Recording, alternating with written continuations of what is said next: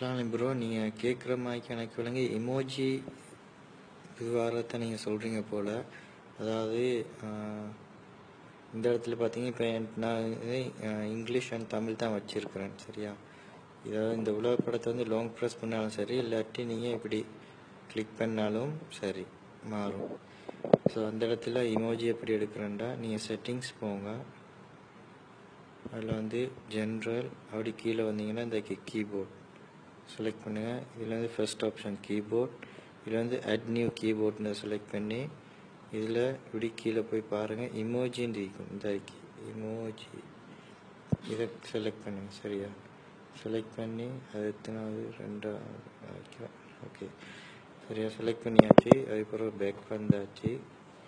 வந்து இதை வந்து லாங் ப்ரெஸ் பண்ணி இதை எப்படி எடுத்தாலும் இந்த இது வரும். அப்படி இல்லாட்டி தனித்தனியாக ஒன்றொன்றை நீங்கள் ப்ரெஸ் பண்ணாலும் உங்களுக்கு வந்து வந்துடும், சரியா?